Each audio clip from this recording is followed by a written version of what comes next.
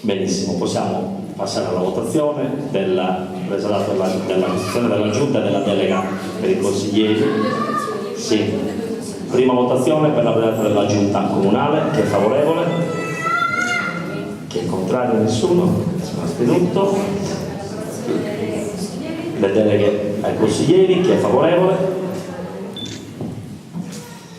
Benissimo, passiamo adesso al quarto punto, che è la nomina della commissione elettorale. Normalmente avviene con voto segreto, perché la commissione elettorale è costituita in un gruppo con maggioranza e opposizione da 2 consiglieri di maggioranza e 1 di opposizione. Abbiamo concordato con la segretaria che ci sono le condizioni per fare un voto palese sia dei 3 consiglieri titolari che dei 3 sostituti, per cui il gruppo, diciamo il sindaco e il gruppo dei consiglieri propone all'interno della commissione elettorale i consiglieri Buffoni, Ena e Turtas.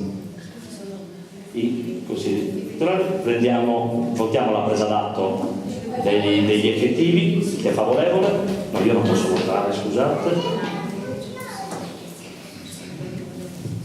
Poi abbiamo l'elezione dei supplenti, che sono Sella, Pittori e De Lungo.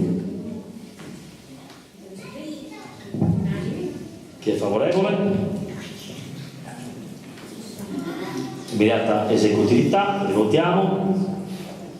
Approvata all'unanimità.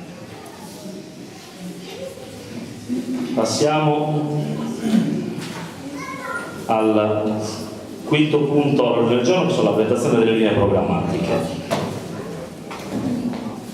Ho già detto tanto durante la presentazione dei consiglieri, e per me la presentazione delle linee programmatiche altro non sono se non continuare dare prosecuzione a quello che è stato il nostro programma elettorale.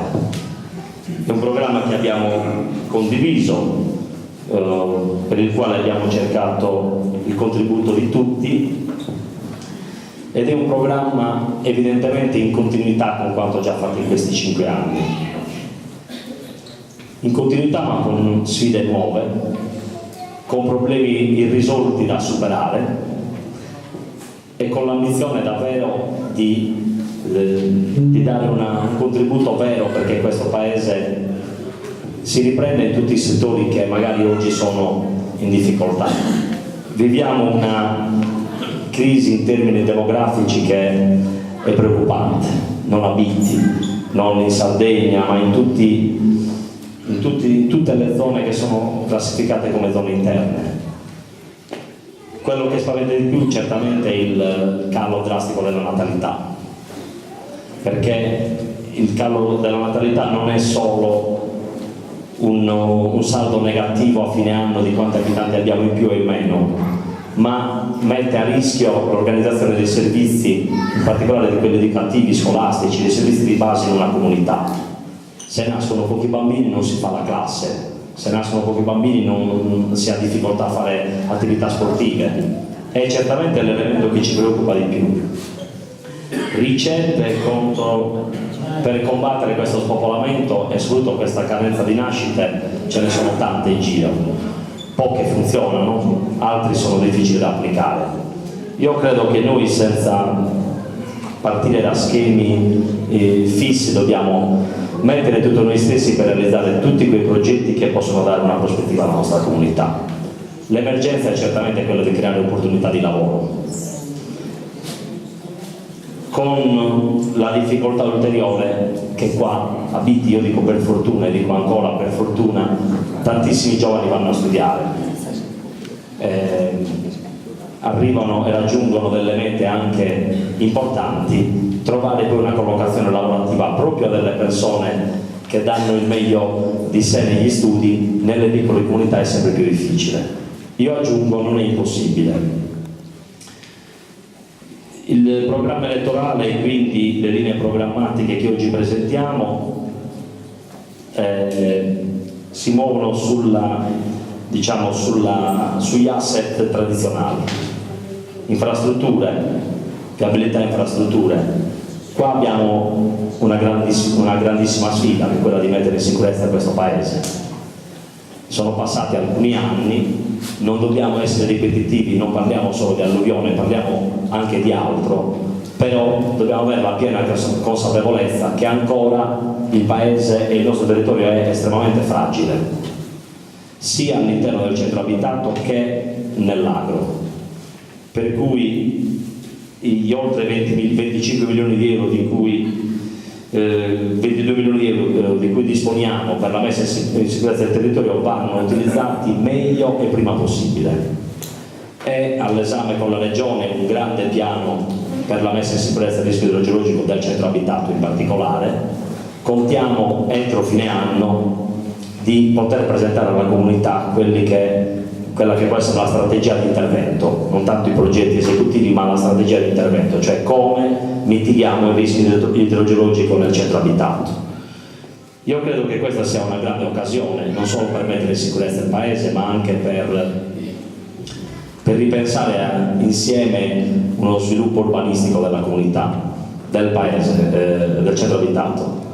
Per sviluppo urbanistico non intende evidentemente altre cose, anzi, proprio quelle da escludere, ma utilizzare meglio magari quelle aree che noi abbiamo in tutti questi anni sottovalutato e che invece si sono dimostrate quelle più sicure.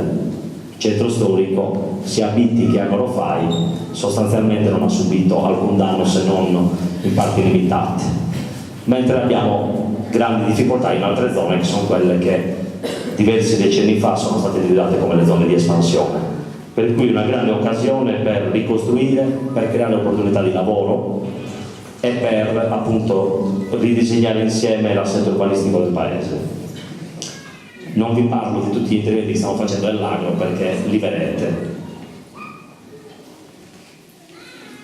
Su questo assetto urbanistico io credo che tra i peccati più gravi che riconosco a me stesso in questi 10 anni è quello di non essere riusciti a portare a compimento o rifare o rivedere, insomma, a portare in consiglio comunale il PUC.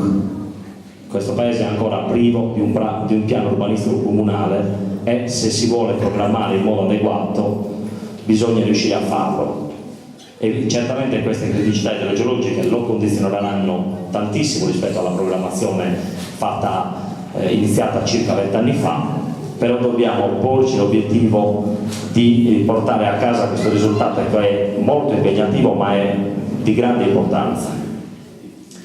Così come sono importanti tutti gli interventi per l'efficientamento energetico degli edifici comunali e della pubblica illuminazione. Sto parlando di cose molto concrete perché attorno a queste cose concrete si possono realizzare sia un miglioramento dei servizi ma soprattutto un grande risparmio in termini economici. Oggi le spese correnti che impegniamo nella pubblica illuminazione degli edifici comunali, scuole materne, questo palazzo e quant'altro occupano gran parte del nostro bilancio.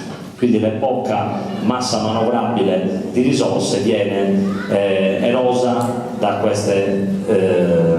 questi consumi, da questi costi.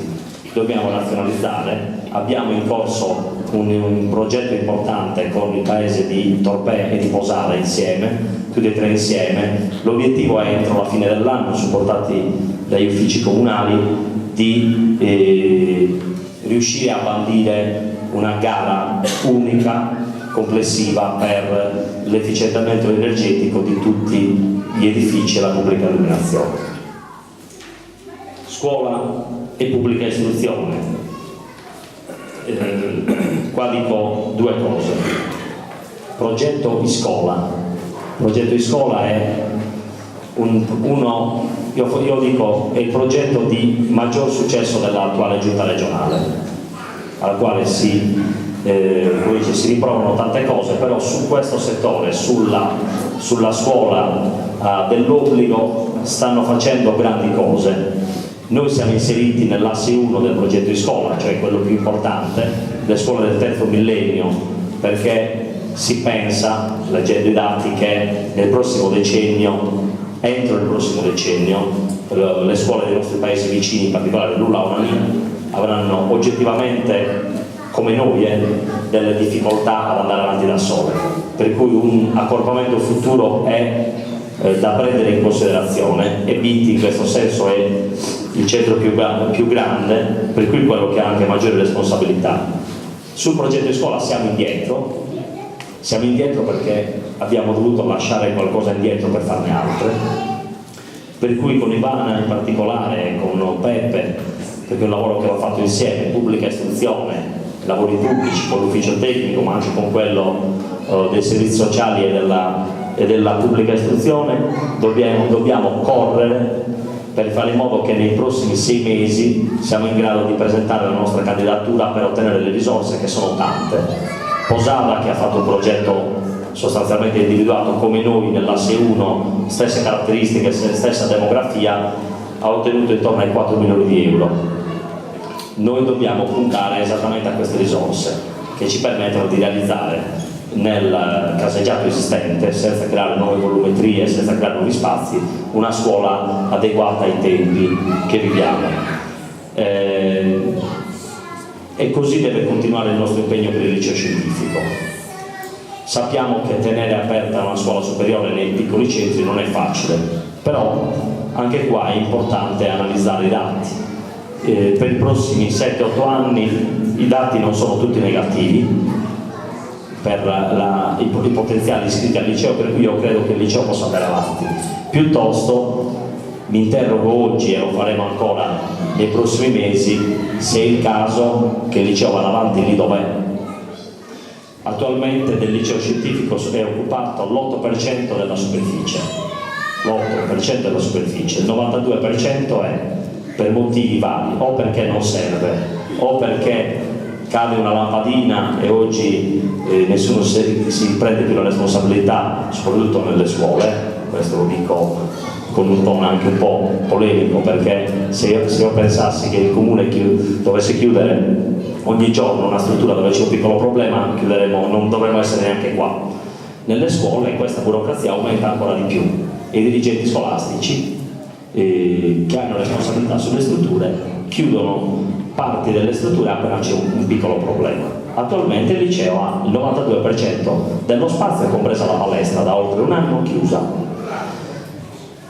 E allora io mi chiedo se sia ancora quello lo spazio idoneo perché il liceo vada avanti, oppure, e qua esplicito un concetto che nel programma non c'è perché non l'abbiamo voluto lanciare in campagna elettorale per non sembrare qualcosa di troppo così, la classica promessa elettorale, lo dico oggi nelle dichiarazioni programmatiche. Allora io credo che noi dobbiamo interrogarci sul riutilizzo di quello spazio con altre finalità, magari completamente diverse. C'è oggi una grande richiesta e esigenza di servizi nel settore sociale, nel servizio agli anziani, nel servizio alle persone con disabilità, non dico a Bitti, ma in Sardegna e in Italia. Per cui pensare al riutilizzo di quella struttura con finalità di questo tipo credo che debba essere una domanda che dovremmo porci, approfondire e capire se quella struttura può avere un'altra destinazione, garantendo però nel contempo al liceo nuovi spazi, magari più razionali, magari senza decine di migliaia di euro spesi ogni anno per i consumi per spazi che non vengono utilizzati, e tenendo insieme i due aspetti, l'istruzione ma anche lo sviluppo in termini di nuove opportunità per il paese. Quella zona con un liceo riqualificato con altre finalità, insieme alla Casa della Salute che Marilena dobbiamo riuscire a far partire negli attuali locali del poliambulatorio, con una riqualificazione naturalmente di quegli spazi, assieme agli impianti sportivi già esistenti, per i quali in questi anni passo passo abbiamo fatto sempre qualcosa in più, le piste, la tribuna, il miglioramento delle strutture esistenti. Dobbiamo riuscire a far a qualificare tutta quella zona come una sorta di cittadella della salute, dello sport, del tempo libero, cioè uno spazio dove persone anche di età molto diverse possano interagire e possano stare insieme.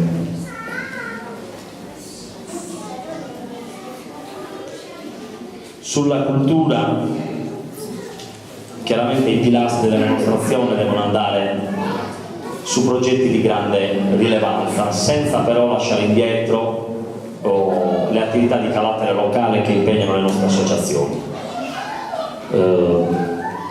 Proprio questa settimana, la scorsa settimana e questa settimana, ho lavorato per rimettere in piedi la Fondazione Asproni. Purtroppo caduta nel dimenticatoio, non per colpa nostra, ma per responsabilità, io lo dico, della Regione, che non ha nominato in questi anni il proprio rappresentante. Questa carenza pare si stia superando, per cui nel momento in cui la Regione, io credo tra questa e la prossima settimana, se non domani la prossima settimana, nomina il proprio rappresentante, possiamo ripartire con le attività della Fondazione Asproni. Credo che questo sia doveroso da parte della Regione, soprattutto nell'anno in cui la Sapienza Sardegna viene intitolata Giorgio Asproni. È un vuoto difficile da tollerare ancora, quindi io credo che la Regione prenda le decisioni giuste e anche sulla Fondazione riprendiamo le attività. E poi i siti di maggiore interesse, il museo Romanzesu, ce lo siamo detti tante volte, sono siti da valorizzare, sono siti da migliorare, c'è tanto da fare, bisogna capire anche che cosa, non dire solo tanto, ma anche che cosa. E c'è da completare un museo per il quale, una struttura per la quale sono stati già spesi oltre 1 milione di euro di soldi pubblici, ossia la nuova casa del Museo del Canto a Tenore e perché no anche di altre risorse del territorio presso la caserma Vezza. Lì ci fu un finanziamento di 800.000 euro da parte della Regione, più altri 208.000 del Comune.